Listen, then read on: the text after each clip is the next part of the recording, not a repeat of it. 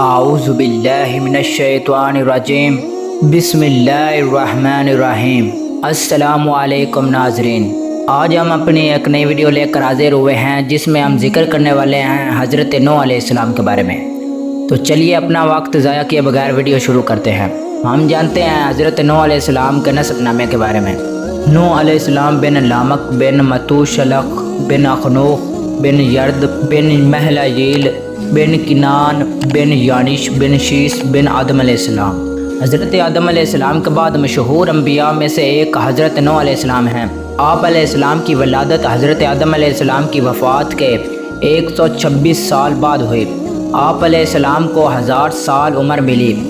اس میں سے 950 سال تک آپ علیہ السلام اپنی قوم کو نصیحت کرتے رہے۔ حضرت نوح علیہ السلام کا اصل نام عبدالغفار تھا، لیکن آپ علیہ السلام اپنی قوم اور آخرت کی فکر میں بہت زیادہ رویا کرتے تھے، اس لیے اللہ تعالیٰ نے قرآن مجید میں آپ علیہ السلام کو نوح کے نام سے یاد کیا ہے، یعنی بہت زیادہ رونے والا۔ آپ علیہ السلام معمولی نعمتوں پر بھی اللہ تعالیٰ کو شکر ادا کیا کرتے تھے، اسی وجہ سے اللہ تعالیٰ نے آپ کو عبدن شکورن کے لقب سے یاد کیا۔ فرمان الہی ہے، بے شک وہ یعنی حضرت نوح علیہ السلام ہمارا شکر گزار بندہ تھا۔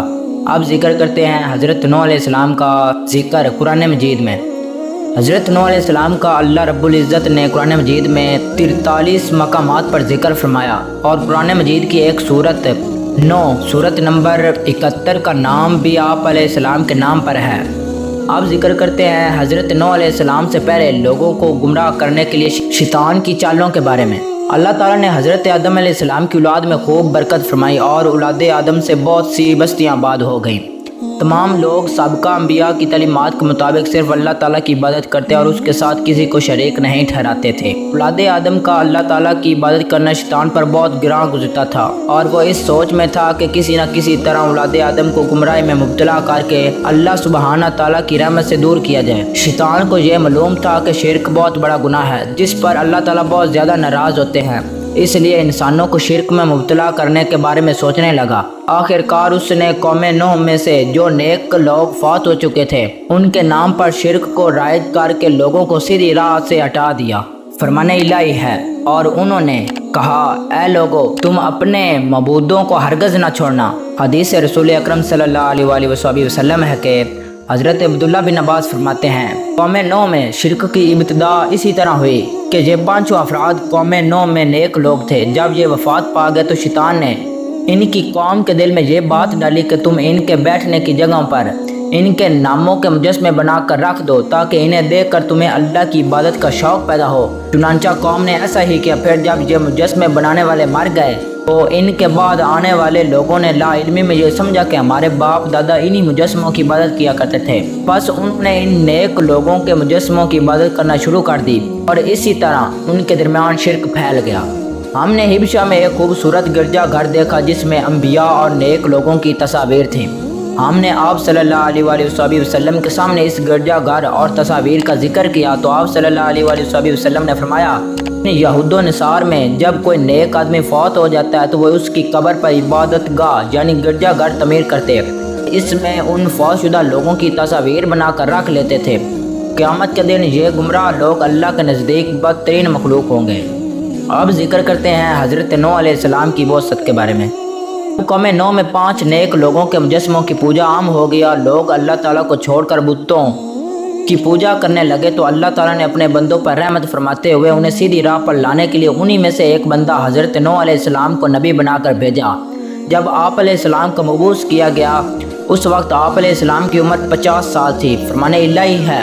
یقیناً ہم نے نوح علیہ السلام کو ان کی قوم کی طرف نبی بنا کر بھیجا اور ان سے کہا کہ آپ اپنی قوم کو ڈرائیے اس سے پہلے کہ ان پر دردناک عذاب آ جائے۔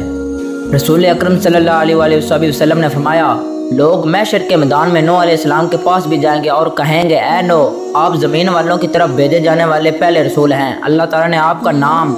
شکر گزار بندہ رکھا، آپ ہماری شفاعت فرمائیں۔ نوح علیہ السلام یہ کہتے ہوئے معذرت کر لیں گے کہ اللہ تعالیٰ آج بہت زیادہ غصے میں ہیں، اس سے پہلے کبھی اتنے غصے میں نہیں آئے تھے اور نہ ہی بعد میں آئیں گے۔ اب ذکر کرتے ہیں حضرت نوح علیہ السلام کی اپنی قوم کو دعوت و تبلیغ کے بارے میں۔ جب اللہ تعالیٰ نے حضرت نوح علیہ السلام کو نبی بنا کر بھیجا تو انہوں نے اللہ تعالیٰ کے حکم کے مطابق سب سے پہلے اپنی قوم کو اللہ کی توحید کی طرف بلایا، اور وہ لوگ اللہ تعالیٰ کے ساتھ جنہیں شریک ٹھہرا رہے تھے ان کی عبادت کرنے سے منع کیا۔ فرمان الہی ہے، نوح علیہ السلام نے کہا، اے میری قوم، بے شک میں تمہیں کھلم کھلا ڈرانے والا ہوں، یہ کہ تم اللہ کی عبادت کرو، اس کے عذاب سے ڈرو اور میری اطاعت کرو، وہ تمہارے گناہ معاف فرما دے گا اور تمہیں ایک مقررہ مدت تک مہلت دے گا۔ بلا شبہ اللہ تعالیٰ کا وقت مقرر جب آ جاتا ہے تو اس میں تاخیر نہیں ہوتی، کاش کہ تم یہ بات سمجھ لیتے۔ نوح علیہ السلام نے کہا، اے میری قوم، مجھے بتاؤ کہ اگر میں اپنے رب کی طرف سے واضح دلیل پر ہوں اور مجھے اس نے اپنے پاس سے رحمت یعنی نبوت عطا کی لیکن وہ تمہاری نگاہوں میں نہ آئی، تو کیا میں تمہیں اس کو ماننے پر مجبور کر سکتا ہوں جب کہ تم اسے ناپسند کرتے ہو؟ حدیث سے رسول اکرم صلی اللہ علیہ وسلم ہے کہ میں تمہیں دجال سے ڈراتا ہوں، اور کوئی نبی ایسا نہیں گزرا جس نے اپنی قوم کو دجال سے نہ ڈرایا ہو، یہاں تک کہ نوح علیہ السلام نے بھی اپنی قوم کو دجال سے ڈرایا، حالانکہ ان کا زمانہ بہت پہلے تھا۔ اب ذکر کرتے ہیں حضرت نوح علیہ السلام کی قوم کی جانب سے مختلف شبہات کے بارے میں۔ حضرت نوح علیہ السلام نے نبوت ملنے کے بعد اپنی قوم کی خیر خواہی کرتے ہوئے انہیں اللہ تعالیٰ کا پیغام پہنچایا، مگر قوم نے سرکشی کا مظاہرہ کرتے ہوئے آپ علیہ السلام کو جھٹلایا اور آپ کی مخلصانہ دعوت کو ماننے سے انکار کر دیا، اور آپ علیہ السلام کے نبی ہونے پر مختلف شبہات کا اظہار کیا کہ تم تو ہماری ہی طرح کے انسان ہو، تم ہمارے بجائے نبوت کے حقدار کیسے بن گئے؟ قوم کے سرداروں میں سے کسی نے بھی تمہاری پیروی نہیں کی، تمہاری پیروی صرف معاشرے کے غریب، کم عقل اور بیوقوف لوگوں نے کی ہے، تمہارے پیروکاروں میں کوئی بھی ایسی خوبی نظر نہیں آتی جو ہم میں نہ ہو، پھر تم نبی کیسے بن گئے؟ فرمان الہی ہے کہ ان نوح علیہ السلام کی قوم کے کافر سرداروں نے کہا، اے نوح، ہم تو تمہیں اپنے جیسے ہی انسان سمجھتے تھے، اور ہم یہ بھی دیکھتے ہیں کہ ہماری قوم میں سے صرف انہی لوگوں نے بغیر سوچے سمجھے آپ کی پیروی کی ہے جو کہ کم درجے کے، کم سمجھے والے ہیں، اور ہم یہ بھی دیکھتے ہیں کہ تمہیں ہم پر کوئی فضیلت نہیں ہے بلکہ ہم تو تمہیں جھوٹا سمجھتے ہیں۔ ان نوح علیہ السلام کی قوم کے کافر سرداروں نے صاف کہہ دیا، یہ نوح علیہ السلام تو تمہارے جیسا ہی انسان ہے جو تم پر برتری حاصل کرنا چاہتا ہے، اگر اللہ تعالیٰ چاہتا تو کسی فرشتہ کو رسول بنا کر اتارتا۔ یہ بات تو ہم نے اپنے اگلے باپ دادا کے زمانے میں بھی نہیں سنی، یقیناً اس آدمی یعنی نوح علیہ السلام کو جنون ہو گیا ہے، بس تم اس کے انجام کے بارے میں ایک وقت مقرر تک انتظار کرو۔ اب ذکر کرتے ہیں حضرت نوح علیہ السلام کی جانب سے قوم کے شبہات کا ازالے کے بارے میں۔ حضرت نوح علیہ السلام کے بارے میں قوم کے شبہات ان کی جہالت اور کم عقلی کا واضح ثبوت ہے۔ حق حق ہی ہوتا ہے، چاہے اس کی پیروی قوم کے امیر لوگ کریں یا غریب۔ انسانی طریق سے پتہ چلتا ہے کہ حق کی پیروی کرنے میں غریب لوگوں نے ہی پہل کی ہے۔ قوم کی انتہائی سخت رویے کے باوجود بھی حضرت نوح علیہ السلام نے بڑے حوصلے اور صبر کے ساتھ اپنی قوم کو سمجھانے کی کوشش کی اور ان کے شبہات کا ازالہ کرتے ہوئے کہا کہ اللہ تعالیٰ نے مجھے نبی ہونے کی واضح دلیل عطا کی ہے، اور میرا تمہارے جیسا انسان ہونا نبوت ملنے میں رکاوٹ نہیں، میری رسالت پر ایمان لانے والوں کا مالی اعتبار سے کمزور ہونا بھی مجھے نبوت ملنے سے مانا نہیں، اس لیے کہ انسان ہونے اور عقل اور فہم رکھنے کے اعتبار سے وہ تمہارے ہی جیسے ہیں۔ نبوت تو اللہ تعالیٰ کی طرف سے رحمت اور اس کے فضل ہے جو اس نے مجھے عطا کیا ہے، مگر تم نے اس کی قدر نہیں کی اور بلا سوچے سمجھے مخالفت پر اتر آئے ہو۔ میں تو تم سے خیر خواہی سے پیش آ رہا ہوں اور اس دعوت پر میں تم سے کسی اجرت کا مطالبہ بھی نہیں کرتا، میرا صلہ اللہ تعالیٰ ہی دے گا۔ تم میرے پیروکاروں کو گھٹیا کہتے ہو اور مجھ سے مطالبہ کرتے ہو کہ میں انہیں اپنے پاس سے دور کر دوں، یاد رکھو میں ایسا ہرگز نہیں کر سکتا، اس لیے کہ ایمان لانے کے بعد اللہ تعالیٰ کے نزدیک ان کا بلند مقام ہو چکا ہے، لہٰذا تم میری خیر خواہی کو مد نظر رکھتے ہوئے حق بات مان لو۔ فرمان الہی ہے، نوح علیہ السلام نے کہا، اے میری قوم، مجھ میں گمراہی نہیں بلکہ میں تو تمام جہانوں کے رب کا بھیجا ہوا رسول ہوں، میں تو تمہیں اپنے پروردگار کا پیغام پہنچاتا ہوں، تمہاری خیر خواہی کرتا ہوں، اور میں اللہ تعالیٰ کی طرف سے وہ باتیں جانتا ہوں جو تمہیں معلوم نہیں۔ نوح علیہ السلام نے کہا، سنو، بے شک میں تمہارے لیے امانت دار رسول ہوں، لہٰذا تم اللہ تعالیٰ سے ڈرو اور میری اطاعت کرو، اور میں تم سے اس تبلیغ پر کوئی صلہ اجرت نہیں مانگتا، میرا صلہ تو صرف رب العالمین کے پاس محفوظ ہے،